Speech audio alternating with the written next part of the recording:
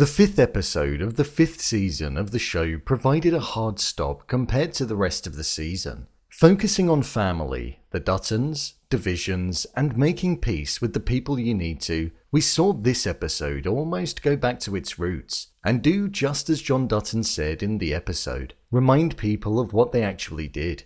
Titled Watch 'Em Right Away, we saw all of the family go on a gathering for 2 days as Summer and Monica were the only ones left behind.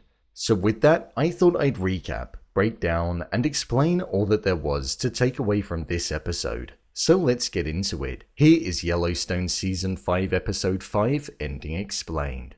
Just to let you know, this video will contain spoilers. This was an episode that I would say was most definitely the slowest out of all of them so far. With only 2 episodes to go before the mid-season finale, one would have to assume that this was the one to ground them all before all hell breaks loose as we set to reach the break. We had the ending mirror the exact same as the beginning of the episode, which was a scene from several decades ago.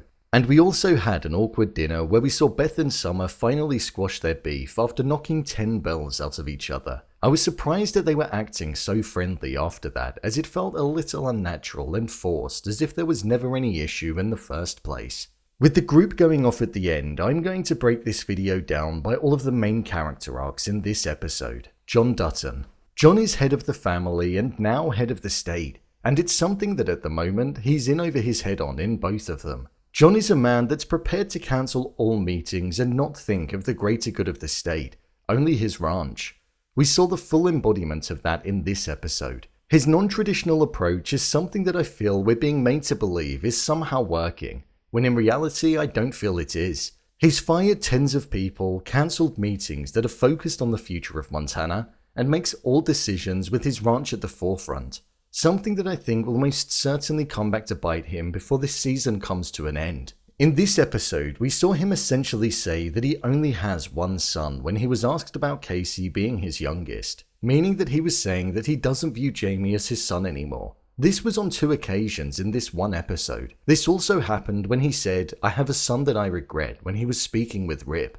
I was relatively surprised when he said that due to the fact that I can't really remember seeing a time between the start of the season and now where their relationship looked extremely rocky and turbulent, to the point where he no longer wanted anything to do with him. This could also be something that proves to go against John in the near future, because after killing his own father, John is essentially the only father figure that Jamie has in his life, and as the person who will essentially be fighting in the Duttons' corner on behalf of the state, he's probably somebody that you don't want to make an enemy out of, despite the fact that Beth is already doing that. One of John's final lines was around how cowards essentially rule the world now, and that's something that he most certainly isn't, hence why he's most likely following a non-traditional approach.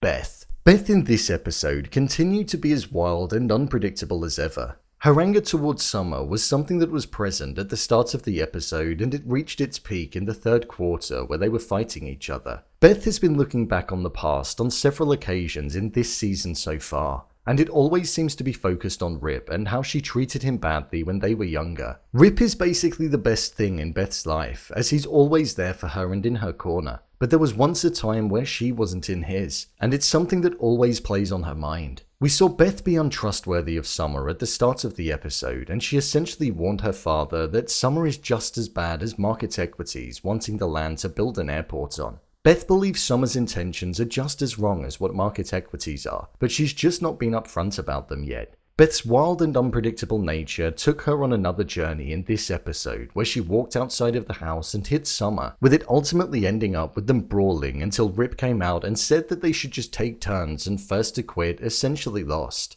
After Beth got Summer to quit, we essentially saw them reconcile, and Beth put her feelings aside. I was surprised to see her do that because she's hated Summer for a long while. This could be part of a plan that Beth's thought up about getting closer to Summer, to truly understand what she wants.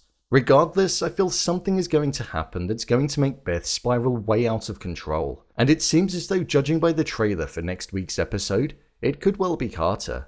This will be the last time that I feel they'll all sit around the table as a family, almost like a Last Supper. Jamie. Jamie had the smallest inclusion in this episode this time round. Literally a couple of minutes.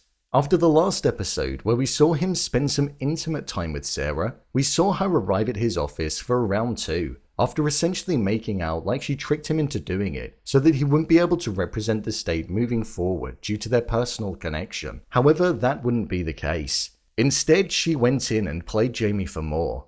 I'm surprised he can't see what's happening in front of him because it seems so obvious from an outsider's perspective. She knows that Jamie is the weak link in the family, and she's getting her claws into him and will ultimately get what she needs for market equities by luring him into a false sense of security. There wasn't much involvement from him this time round, but he'll most certainly play an important role in the climax of the show.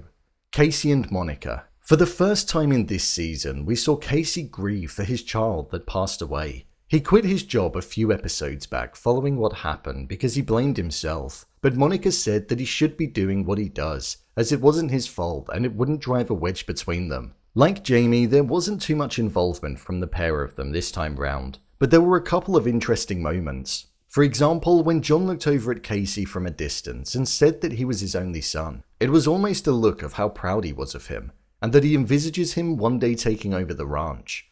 And also in the closing moments, we saw Monica in tears saying, "Take care of our boy, he's the only one that we've got." And then Kayce then went on to say, "Yeah, we're going to fix that," implying that all of what he saw in the past of him having to walk away from Monica in his visions could well be no more, as it looks as though he's set to go and continue to build a family. I thought this episode was okay. I'd say it was my least favourite of the season so far, and I think that was just because it was so slow, and it didn't feel like much happened at all. John walking away from his duties as governor to go and brand cattle is symbolic of who he is, and why he took up the role as governor. But the rest of it just felt like it didn't really build upon the pacing that we'd had the past few weeks.